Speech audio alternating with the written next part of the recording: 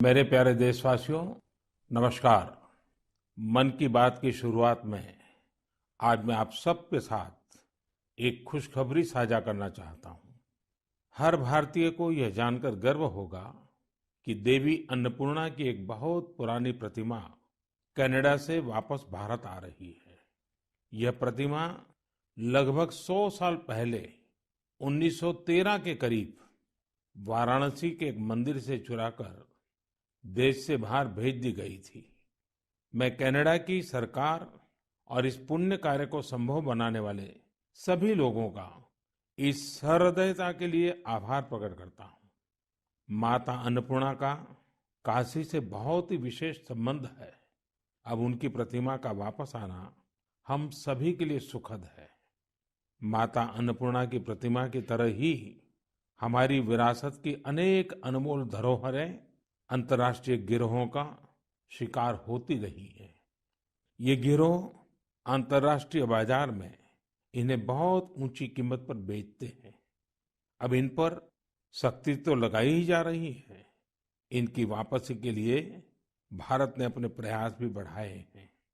ऐसी कोशिशों की वजह से बीते कुछ वर्षों में भारत कई प्रतिमाओं और कलाकृतियों को वापस लाने में सफल रहा है। माता अन्नपूर्णा की प्रतिमा की वापसी के साथ एक संयोग ये भी जुड़ा है कि कुछ दिन पूर्व ही वर्ल्ड हेरिटेज वीक मनाया गया है।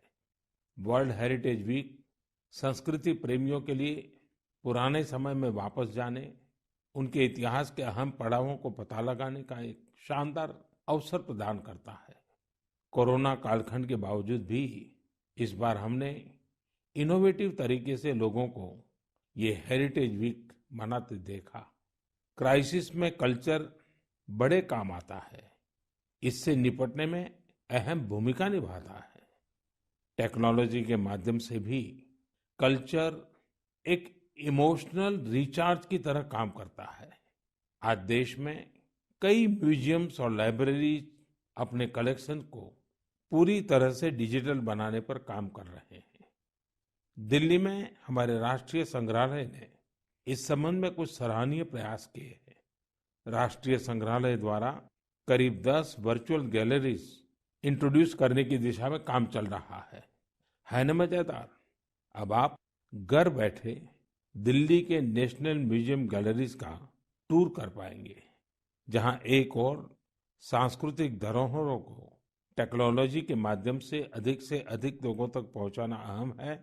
वहीं इन धरोहरों के संरक्षण के लिए टेक्नोलॉजी का उपयोग भी महत्वपूर्ण है। हाल ही में एक इंटरेस्टिंग प्रोजेक्ट के बारे में पढ़ रहा था। नॉर्वे के उत्तर में स्वालबार्ड नाम का एक द्वीप है। इस द्वीप में एक प्रोजेक्ट आर्कटिक वर्ल्ड आर्काइव बनाया गया है। इस आर्काइव में बहुमूल्य हेरिटेज डेटा को इस तरह से रखा गया है कि ये किसी भी प्रकार के प्राकृतिक या मानव निर्मित आपदाओं से प्रभावित न हो सके। अभी हाल ही में यह भी जानकारी आई है कि अजंता गुफाओं की धरोहर को भी डिजिटाइज करके इस प्रोजेक्ट में संजोया जा रहा है। इसमें अजंता गुफाओं की पूरी झलक देखने को मिलेगी। इसमें डिजिटलाइज और रिस्टोर्ड पेंटिंग के साथ साथ इससे संबंधित दस्तावेज और कोट्स भी शामिल होंगे। साथियों, महामारी ने एक और जहां हमारे काम करने के तौर तरीकों को बदला है, तो दूसरी ओर प्रकृति को नए ढंग से अनुभव करने का भी अवसर दिया है। प्रकृति को देखने के हमारे नजरिए में भी बदलाव आया है। अब हम सर्दियों के मौसम में कदम रख रहे हैं। हमें प्रकृति के अलग अलग रंग देखने को मिलेंगे। पिछले कुछ दिनों से इंटरनेट चेरी ब्लॉसम की वायरल तस्वीरों से भरा हुआ है। आप सोच रहे होंगे, जब मैं चेरी ब्लॉसम की बात कर रहा हूं तो जापान की इस प्रसिद्ध पहचान की बात कर रहा हूं। लेकिन ऐसा नहीं है। ये जापान की तस्वीरें नहीं है। ये अपने मेघालय के शिलांग की तस्वीरें हैं। मेघालय की खूबसूरती को इन चेरी ब्लॉसम ने और बढ़ा दिया है। साथियों, इस महीने 12 नवंबर से डॉक्टर सलीम अली जी का 125वां जयंती समारोह शुरू हुआ है। डॉक्टर सलीम ने पक्षियों की दुनिया में बर्ड वॉचिंग को लेकर उल्लेखनीय कार्य किया है। दुनिया के बर्ड वॉचर्स को भारत के प्रति आकर्षित भी किया है। मैं हमेशा से बर्ड वॉचिंग के शौकीन लोगों का प्रशंसक रहा हूँ। बहुत धैर्य के साथ वो घंटों तक सुबह से शाम तक बर्ड वॉचिंग कर सकते हैं, प्रकृति के अनूठे नजारों का लुत्फ उठा सकते हैं और अपने ज्ञान को हम लोगों तक भी पहुंचाते रहते हैं। भारत में भी बहुत सी बर्ड वॉचिंग सोसाइटी सक्रिय है। आप भी जरूर इस विषय के साथ जुड़िए। मेरी भागदौड़ की जिंदगी में मुझे भी पिछले दिनों केवड़िया में पक्षियों के साथ समय बिताने का बहुत ही यादगार अवसर मिला। पक्षियों के साथ बिताया हुआ समय आपको प्रकृति से भी जोड़ेगा और पर्यावरण के लिए भी प्रेरणा देगा। मेरे प्यारे देशवासियों, भारत की संस्कृति और शास्त्र हमेशा से ही पूरी दुनिया के लिए आकर्षण के केंद्र रहे हैं। कई लोग तो इनकी खोज में भारत आए और हमेशा के लिए यहीं के होकर रह गए, तो कई लोग वापस अपने देश जाकर इस संस्कृति के संवाहक बन गए। मुझे जॉनस मसेट्टी के काम के बारे में जानने का मौका मिला, जिन्हें विश्वनाथ के नाम से भी जाना जाता है। जोनस ब्राजील में लोगों को वेदांत और गीता सिखाते हैं। वे विश्व विद्या नाम की एक संस्था चलाते हैं, जो रियो डी जेनेरो से घंटे भर की दूरी पर पेट्रोपोलिस के पहाड़ों में स्थित है। जॉनस ने मैकेनिकल इंजीनियरिंग की पढ़ाई करने के बाद स्टॉक मार्केट में अपनी कंपनी में काम किया। बाद में उनका रुझान भारतीय संस्कृति और खासकर वेदांत की तरफ हो गया। स्टॉक से लेकर के स्पिरिचुअलिटी तक वास्तव में उनकी एक लंबी यात्रा है। जॉनस ने भारत में वेदांत दर्शन का अध्ययन किया और 4 साल तक वे कोयम्बतूर के आर्ष विद्या गुरुकुलम में रहे। जॉनस में एक और खासियत है, वह अपने मैसेज को आगे पहुंचाने के लिए टेक्नोलॉजी का प्रयोग कर रहे हैं। वह नियमित रूप से ऑनलाइन प्रोग्राम्स करते हैं। वे प्रतिदिन पॉडकास्ट करते हैं। पिछले 7 वर्षों में जॉनस ने वेदांत पर अपने फ्री ओपन कोर्सेज के माध्यम से 1.5 लाख से अधिक स्टूडेंट्स को पढ़ाया है। जॉनस न केवल एक बड़ा काम कर रहे हैं, बल्कि उसे एक ऐसी भाषा में कर रहे हैं जिसे समझने वालों की संख्या भी बहुत अधिक है। लोगों में इसको लेकर काफी रुचि है कि कोरोना और क्वारंटाइन के इस समय में वेदांत कैसे मदद कर सकता है। मन की बात के माध्यम से मैं जॉनस को उनके प्रयासों के लिए बधाई देता हूं और उनके भविष्य के प्रयासों के लिए शुभकामनाएं देता हूं। साथियों, इसी तरह अभी एक खबर पर आपका ध्यान जरूर गया होगा। न्यूजीलैंड में वहां के नवनिर्वाचित एमपी डॉक्टर गौरव शर्मा ने विश्व की प्राचीन भाषाओं में से एक संस्कृत भाषा में शपथ ली है। एक भारतीय के तौर पर भारतीय संस्कृति का ये प्रसार हम सबको गर्व से भर देता है। मन की बात के माध्यम से मैं गौरव शर्मा जी को शुभकामनाएं देता हूं। हम सभी की कामना है कि वो न्यूजीलैंड के लोगों की सेवा में नई उपलब्धियां प्राप्त करें। मेरे प्यारे देशवासियों, कल 30 नवंबर को हम श्री गुरु नानक देव जी का 551वां प्रकाश पर्व मनाएंगे। पूरी दुनिया में गुरु नानक देव जी का प्रभाव स्पष्ट रूप से दिखाई देता है। वैंकूवर से वेलिंगटन तक, सिंगापुर से साउथ अफ्रीका तक उनके संदेश हर तरफ सुनाई देते हैं। गुरु ग्रंथ साहिब में कहा गया है, सेवक को सेवा बन आई, यानी सेवक का काम सेवा करना है। बीते कुछ वर्षों में कई अहम पड़ाव आए और एक सेवक के तौर पर हमें बहुत कुछ करने का अवसर मिला। गुरु साहिब ने हमसे सेवा ली। गुरु नानक देव जी का ही 550वां प्रकाश पर्व, श्री गुरु गोविंद सिंह जी का 350वां प्रकाश पर्व, अगले वर्ष श्री गुरु तेग बहादुर जी का 400वां प्रकाश पर्व भी है। मुझे महसूस होता है कि गुरु साहब की मुझ पर विशेष कृपा रही, जो उन्होंने मुझे हमेशा अपने कार्यों में बहुत करीब से जोड़ा है। साथियों, क्या आप जानते हैं कि कच्छ में एक गुरुद्वारा है, लखपत गुरुद्वारा साहब। श्री गुरु नानक जी अपनी उदासी के दौरान लखपत गुरुद्वारा साहिब में रुके थे। 2001 के भूकंप से इस गुरुद्वारे को भी नुकसान पहुंचा था। यह गुरु साहिब की कृपा ही थी कि मैं इसका जीर्णोद्धार सुनिश्चित कर पाया। न केवल गुरुद्वारा की मरम्मत की गई, बल्कि उसके गौरव और भव्यता को भी फिर से स्थापित किया गया। हम सबको गुरु साहिब का भरपूर आशीर्वाद भी मिला। लखपत गुरुद्वारा के संरक्षण के प्रयासों को 2004 में UNESCO Asia Pacific heritage award में अवार्ड ऑफ डिस्टिंक्शन दिया गया। अवार्ड देने वाली जूरी ने यह पाया कि मरम्मत के दौरान शिल्प से जुड़ी बारीकियों का विशेष ध्यान रखा गया।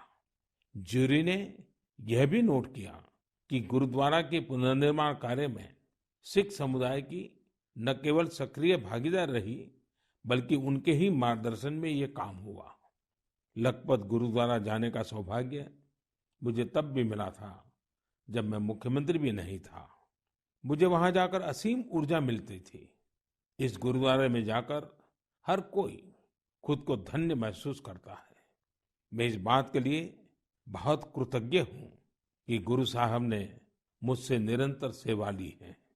पिछले वर्ष नवंबर में ही करतारपुर साहिब कॉरिडोर का खुलना बहुत ही ऐतिहासिक रहा। इस बात को मैं जीवन भर अपने हृदय में संजोकर रखूंगा। ये हम सभी का सौभाग्य है कि हमें श्री दरबार साहिब की सेवा करने का एक और अवसर मिला। विदेश में रहने वाले हमारे सिख भाई बहनों के लिए अब दरबार साहिब की सेवा के लिए राशि भेजना और आसान हो गया है। इस कदम से विश्व भर की संगत दरबार साहिब के और करीब आ गई है। साथियों, ये गुरु नानक देव जी ही थे जिन्होंने लंगर की परंपरा शुरू की थी, और आज हमने देखा कि दुनिया भर में सिख समुदाय ने किस प्रकार कोरोना के इस समय में लोगों को खाना खिलाने की अपनी परंपरा को जारी रखा है। मानवता की सेवा की ये परंपरा हम सभी के लिए निरंतर प्रेरणा का काम करती है। मेरी कामना है हम सभी सेवक की तरह काम करते रहें। गुरु साहिब मुझसे और देशवासियों से इसी प्रकार सेवा लेते रहें। एक बार फिर गुरु नानक जयंती पर मेरी बहुत बहुत शुभकामनाएं। मेरे प्यारे देशवासियों, पिछले दिनों मुझे देश भर की कई यूनिवर्सिटीज के स्टूडेंट के साथ संवाद का, उनकी एजुकेशन जर्नी के महत्वपूर्ण इवेंट्स में शामिल होने का अवसर प्राप्त हुआ है। टेक्नोलॉजी के जरिए मैं आईआईटी गुवाहाटी, आईआईटी दिल्ली, गांधीनगर की दीनदयाल पेट्रोलियम यूनिवर्सिटी, दिल्ली की जेएनयू, मैसूर यूनिवर्सिटी और लखनऊ यूनिवर्सिटी के विद्यार्थियों से कनेक्ट हो पाया। देश के युवाओं के बीच होना बेहद तरोताजा करने वाला और ऊर्जा से भरने वाला होता है। विश्वविद्यालय के परिसर तो एक तरह से मिनी इंडिया की तरह होते हैं। एक तरह जहां इन कैंपस में भारत की विविधता के दर्शन होते हैं, वहीं दूसरी तरफ वहां न्यू इंडिया के लिए बड़े बड़े बदलाव का पैशन भी दिखाई देता है। कोरोना से पहले के दिनों में जब मैं रूबरू किसी इंस्टीट्यूशन के इवेंट में जाता था, तो ये आग्रह भी करता था कि आसपास के स्कूलों से गरीब बच्चों को भी उस समारोह में आमंत्रित किया जाए। वो बच्चे उस समारोह में मेरे स्पेशल गेस्ट बनकर आते रहे हैं। एक छोटा सा बच्चा उस भव्य समारोह में किसी युवा को डॉक्टर, इंजीनियर, साइंटिस्ट बनते देखता है किसी को मेडल लेते हुए देखता है तो उसमें नए सपने जगते हैं। मैं भी कर सकता हूँ, यह आत्मविश्वास जगता है। संकल्प के लिए प्रेरणा मिलती है। साथियों, इसके अलावा एक और बात जानने में मेरी हमेशा रुचि रहती है कि उस इंस्टीट्यूशन के अलुमनाई कौन है। उस संस्थान के अपने अलुमनाई से रेगुलर एंगेजमेंट की व्यवस्था है क्या? उनका अलुमनाई नेटवर्क कितना जीवंत है? मेरे युवा दोस्तों, आप तब तक ही किसी संस्थान के विद्यार्थी होते हैं जब तक आप वहां पढ़ाई करते हैं, लेकिन वहां के एलुमनाई आप जीवन भर आप रहते हैं। स्कूल कॉलेज से निकलने के बाद दो चीजें कभी खत्म नहीं होती हैं। एक, आपकी शिक्षा का प्रभाव, और दूसरा, आपका अपने स्कूल कॉलेज से लगाव। जब कभी एलुमनाई आपस में बात करते हैं तो स्कूल कॉलेज की उनकी यादों में किताबों और पढ़ाई से ज्यादा कैंपस में बिताया गया समय और दोस्तों के साथ गुजारे गए लम्हे होते हैं। और इन्हीं यादों में से जन्म लेता है एक भाव इंस्टीट्यूशन के लिए कुछ करने का। जहां आपके व्यक्तित्व का विकास हुआ है, वहां के विकास के लिए आप कुछ करें। इससे बड़ी खुशी और क्या हो सकती है? मैंने कुछ ऐसे प्रयासों के बारे में पढ़ा है जहां पूर्व विद्यार्थियों ने अपने पुराने संस्थानों को बढ़ चढ़ करके दिया है। आजकल अलुमनाई इसको लेकर बहुत सक्रिय है। आईआईटियंस ने अपने संस्थानों को conference centres, management centres, incubation centres जैसी कई अलग अलग व्यवस्थाएं खुद बनाकर दी हैं। ये सारे प्रयास वर्तमान विद्यार्थियों के लर्निंग एक्सपीरियंस को इम्प्रूव करते हैं। आईआईटी दिल्ली ने एक एंडाउमेंट फंड की शुरुआत की है, जो कि एक शानदार आइडिया है। विश्व की जानी मानी यूनिवर्सिटी में इस प्रकार के एंडाउमेंट्स बनाने का कल्चर रहा है, जो स्टूडेंट्स की मदद करता है। मुझे लगता है कि भारत के विश्वविद्यालय भी इस कल्चर को इंस्टीट्यूशनलाइज करने में सक्षम है। जब कुछ लौटाने की बात आती है तो कुछ भी बड़ा या छोटा नहीं होता है। छोटे से छोटी मदद भी मायने रखती है। हर प्रयास महत्वपूर्ण होता है। अक्सर पूर्व विद्यार्थी अपने संस्थानों के टेक्नोलॉजी अपग्रेडेशन में, बिल्डिंग के निर्माण में, अवार्ड्स और स्कॉलरशिप शुरू करने में, स्किल डेवलपमेंट के प्रोग्राम शुरू करने में बहुत महत्वपूर्ण भूमिका निभाते हैं। कुछ स्कूलों की ओल्ड स्टूडेंट एसोसिएशन ने मेंटरशिप प्रोग्राम शुरू किए हैं। इसमें वे अलग अलग बैच के विद्यार्थियों को गाइड करते हैं, साथ ही एजुकेशन प्रोस्पेक्ट पर चर्चा करते हैं। कई स्कूलों में, खासतौर से बोर्डिंग स्कूलों की एल्यूमनाई एसोसिएशन बहुत स्ट्रांग है, जो स्पोर्ट्स टूर्नामेंट और कम्युनिटी सर्विस जैसी गतिविधियों का आयोजन करते रहते हैं। मैं पूर्व विद्यार्थियों से आग्रह करना चाहूंगा कि उन्होंने जिन संस्था में पढ़ाई की है, वहां से अपनी बॉन्डिंग को और अधिक मजबूत करते रहें। चाहे वह स्कूल हो, कॉलेज हो या यूनिवर्सिटी। मेरा संस्थानों से भी आग्रह है कि एल्यूमनाई एंगेजमेंट के नए और इनोवेटिव तरीकों पर काम करें, क्रिएटिव प्लेटफॉर्म्स डेवलप करें, ताकि एल्यूमनाई की सक्रिय भागीदारी हो सके। बड़े कॉलेज और यूनिवर्सिटीज ही नहीं, हमारे गांवों के स्कूल्स का भी strong, vibrant, active alumni network हो। मेरे प्यारे देशवासियों, 5 दिसंबर को श्री अरबिंदो की पुण्यतिथि है। श्री अरबिंदो को हम जितना पढ़ते हैं, उतनी ही गहराई हमें मिलती जाती है। मेरे युवा साथी श्री अरबिंदो को जितना जानेंगे, उतना ही अपने आप को जानेंगे, खुद को समृद्ध करेंगे। जीवन की जिस भाव अवस्था में आप हैं, जिन संकल्पों को सिद्ध करने के लिए आप प्रयासरत हैं, उनके बीच आप हमेशा से ही श्री अरबिंदो को एक नई प्रेरणा देते पाएंगे, एक नया रास्ता दिखाते हुए पाएंगे। जैसे आज जब हम लोकल के लिए वोकल इस अभियान के साथ आगे बढ़ रहे हैं, तो श्री अरबिंदो का स्वदेशी का दर्शन हमें राह दिखाता है। बांग्ला में एक बड़ी ही प्रभावी कविता है, छोइशुतो पॉयमोन्तो आसे तुंग होते दिस्लाई काठी ताऊ आसे पोते प्रोदीप्ति जालिते खेते छूते जेते किछुते लोग नॉय शादीन।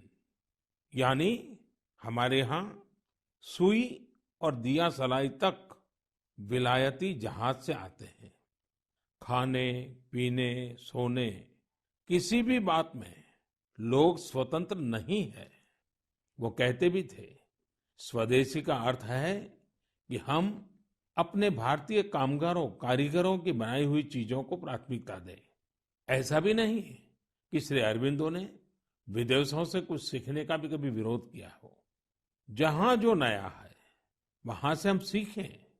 जो हमारे देश में अच्छा हो सकता है उसका हम सहयोग और प्रोत्साहन करें। यही तो आत्मनिर्भर भारत अभियान में वोकल फॉर लोकल मंत्र की भी भावना है। खासकर स्वदेशी अपनाने को लेकर उन्होंने जो कुछ कहा वो आज हर देशवासी को पढ़ना चाहिए। साथियों, इसी तरह शिक्षा को लेकर भी श्री अरबिंदो के विचार बहुत स्पष्ट थे। वो शिक्षा को केवल किताबी ज्ञान डिग्री और नौकरी तक की सीमित नहीं मानते थे। श्री अरबिंदो कहते थे हमारी राष्ट्रीय शिक्षा हमारी युवा पीढ़ी के दिल और दिमाग की ट्रेनिंग होनी चाहिए। यानी मस्तिष्क का वैज्ञानिक विकास हो और दिल में भारतीय भावनाएं भी हो। तभी एक युवा देश का और बेहतर नागरिक बन पाता है। श्री अरबिंदो ने राष्ट्रीय शिक्षा को लेकर जो बात तब कही थी, जो अपेक्षा की थी, आज देश उसे नई राष्ट्रीय शिक्षा नीति के जरिए पूरा कर रहा है। मेरे प्यारे देशवासियों, भारत में खेती और उससे जुड़ी चीजों के साथ नए आयाम जुड़ रहे हैं। बीते दिनों हुए कृषि सुधारों ने किसानों के लिए नई संभावनाओं के द्वार भी खोले हैं। बरसों से किसानों की जो मांग थी, जिन मांगों को पूरा करने के लिए किसी न किसी समय में हर राजनीतिक दल ने उनसे वायदा किया था, वो मांगे पूरी हुई है। काफी विचार विमर्श के बाद भारत की संसद ने कृषि सुधारों को कानूनी स्वरूप दिया। इन सुधारों से न सिर्फ किसानों के अनेक बंधन समाप्त हुए हैं, बल्कि उन्हें नए अधिकार भी मिले हैं, नए अवसर भी मिले हैं। इन अधिकारों ने बहुत ही कम समय में किसानों की परेशानियों को कम करना शुरू कर दिया है। महाराष्ट्र के धुले जिले के किसान जितेंद्र भोईजी ने नए कृषि कानूनों का इस्तेमाल कैसे किया, ये आपको भी जानना चाहिए। जितेंद्र भोईजी ने मक्के की खेती की थी और सही दामों के लिए उसे व्यापारियों को बेचना तय किया। फसल की कुल कीमत तय हुई करीब 3,32,000 रुपये। जितेंद्र भोई को 25,000 रुपये एडवांस भी मिल गए थे। तय ये हुआ था कि बाकी का पैसा उन्हें 15 दिन में चुका दिया जाएगा। लेकिन बाद में परिस्थितियां ऐसी बनी कि उन्हें बाकी का पेमेंट नहीं मिला। किसान से फसल खरीद लो, महीनों महीनों पेमेंट न करो। संभवतः मक्का खरीदने वाले बरसों से चली आ रही उसी परंपरा को निभा रहे थे। इसी तरह 4 महीने तक जितेंद्र जी का पेमेंट नहीं हुआ। इस स्थिति में उनकी मदद की सितंबर में जो पास हुए हैं, जो नए कृषि कानून बने हैं, वो उनके काम आए। इस कानून में ये तय किया गया है कि फसल खरीदने के 3 दिन में ही किसान को पूरा पेमेंट करना पड़ता है और अगर पेमेंट नहीं होता है तो किसान शिकायत दर्ज कर सकता है। कानून में एक और बहुत बड़ी बात है। इस कानून में ये प्रावधान किया गया है कि क्षेत्र के एसडीएम को 1 महीने के भीतर ही किसान की शिकायत का निपटारा करना होगा। अब जब ऐसे कानून की ताकत हमारे किसान भाई के पास थी तो उनकी समस्या का समाधान तो होना ही था। उन्होंने शिकायत की और चंद ही दिन में उनका बकाया चुका दिया गया। यानी कि कानून की सही और पूरी जानकारी ही जितेंद्र जी की ताकत बनी। क्षेत्र कोई भी हो, हर तरह के भ्रम और अफवाहों से दूर सही जानकारी हर व्यक्ति के लिए बहुत बड़ा संबल होती है। किसानों में जागरूकता बढ़ाने का ऐसा ही एक काम कर रहे हैं राजस्थान के बारां जिले में रहने वाले मोहम्मद असलम जी। ये एक किसान उत्पादक संघ के सीईओ भी हैं। जी हाँ, आपने सही सुना, किसान उत्पादक संघ के सीईओ। उम्मीद है बड़ी बड़ी कंपनियों के सीईओज को ये सुनकर अच्छा लगेगा कि अब देश के दूर दराज वाले इलाकों में काम कर रहे किसान संगठनों में भी सीईओज होने लगे हैं। तो साथियों, मोहम्मद असलम जी ने अपने क्षेत्र के अनेकों किसानों को मिलाकर एक व्हाट्सएप ग्रुप बना लिया है। इस ग्रुप पर वो हर रोज आसपास की मंडियों में क्या भाव चल रहा है, इसकी जानकारी किसानों को देते हैं। खुद उनका एफपीओ भी किसानों से फसल खरीदता है। इसलिए उनके इस प्रयास से किसानों को निर्णय लेने में मदद मिलती है। साथियों, जागरूकता है तो जीवंतता है। अपनी जागरूकता से हजारों लोगों का जीवन प्रभावित करने वाले एक कृषि उद्यमी श्री वीरेंद्र यादव जी हैं। वीरेंद्र यादव जी कभी ऑस्ट्रेलिया में रहा करते थे। 2 साल पहले ही वो भारत आए और अब हरियाणा के कैथल में रहते हैं। दूसरे लोगों की तरह ही खेती में पराली उनके सामने भी एक बड़ी समस्या थी। इसके सॉल्यूशन के लिए बहुत व्यापक स्तर पर काम हो रहा है। लेकिन आज मन की बात में मैं वीरेंद्र जी को विशेष तौर पर जिक्र इसलिए कर रहा हूं क्योंकि उनके प्रयास अलग है, एक नई दिशा दिखाते हैं। पराली का समाधान करने के लिए वीरेंद्र जी ने पुआल की गांठ बनाने वाली स्ट्रॉ बेलर मशीन खरीदी। इसके लिए उन्हें कृषि विभाग से आर्थिक मदद भी मिली। इस मशीन से उन्होंने पराली के गट्ठे बनाना शुरू कर दिया। गट्ठे बनाने के बाद उन्होंने पराली को एग्रो एनर्जी प्लांट और पेपर मिल को बेच दिया। आप जानकर हैरान रह जाएंगे कि वीरेंद्र जी ने पराली से सिर्फ 2 साल में 1.5 करोड़ रुपए से ज्यादा का व्यापार किया है और उसमें भी लगभग 50 लाख रुपए मुनाफा कमाया है। इसका फायदा उन किसानों को भी हो रहा है जिनके खेतों से वीरेंद्र जी पराली उठाते हैं। हमने कचरे से कंचन की बात तो बहुत सुनी है, लेकिन पराली का निपटारा करके पैसा और पुण्य कमाने का यह अनोखा उदाहरण है। मेरा नौजवानों, विशेषकर कृषि की पढ़ाई कर रहे लाखों विद्यार्थियों से आग्रह है कि वो अपने आसपास के गांवों में जाकर किसानों को आधुनिक कृषि के बारे में, हाल में हुए कृषि सुधारों के बारे में जागरूक करें। ऐसा करके आप देश में हो रहे बड़े बदलाव के सहभागी बनेंगे। मेरे प्यारे देशवासियों, मन की बात में हम अलग अलग भांति भांति के अनेक विषयों पर बात करते हैं, लेकिन एक ऐसी बात को भी 1 साल हो रहा है जिसको हम कभी खुशी से याद नहीं करना चाहेंगे। करीब करीब 1 साल हो रहे हैं जब दुनिया को कोरोना के पहले केस के बारे में पता चला था। तब से लेकर अब तक पूरे विश्व ने अनेक उतार चढ़ाव देखे हैं। लॉकडाउन के दौर से बाहर निकलकर अब वैक्सीन पर चर्चा होने लगी है, लेकिन कोरोना को लेकर किसी भी तरह की लापरवाही अब भी बहुत घातक है। हमें कोरोना के खिलाफ अपनी लड़ाई को मजबूती से जारी रखना है। साथियों, कुछ दिनों बाद ही 6 दिसंबर को बाबा साहब आम्बेडकर की पुण्यतिथि भी है। ये दिन बाबा साहब को श्रद्धांजलि देने के साथ ही देश के प्रति अपने संकल्पों, संविधान ने एक नागरिक के तौर पर अपने कर्तव्यों को निभाने की जो सीख हमें दी है, उसे दोहराने का है। देश के बड़े हिस्से में सर्दी का मौसम भी जोर पकड़ रहा है। अनेक जगहों पर बर्फबारी हो रही है। इस मौसम में हमें परिवार के बच्चों और बुजुर्गों का, बीमार लोगों का विशेष ध्यान रखना है। खुद भी सावधानी बरतनी है। मुझे खुशी होती है जब मैं ये देखता हूं कि लोग अपने आसपास के जरूरतमंदों की भी चिंता करते हैं। गर्म कपड़े देकर उनकी मदद करते हैं। बेसहारा जानवरों के लिए भी सर्दियां बहुत मुश्किल लेकर आती हैं। उनकी मदद के लिए भी बहुत लोग आगे आते हैं। हमारी युवा पीढ़ी इस तरह के कार्यों में बहुत बढ़ चढ़कर सक्रिय होती है। साथियों, अगली बार जब हम मन की बात में मिलेंगे तो 2020 का ये वर्ष समाप्ति की ओर होगा।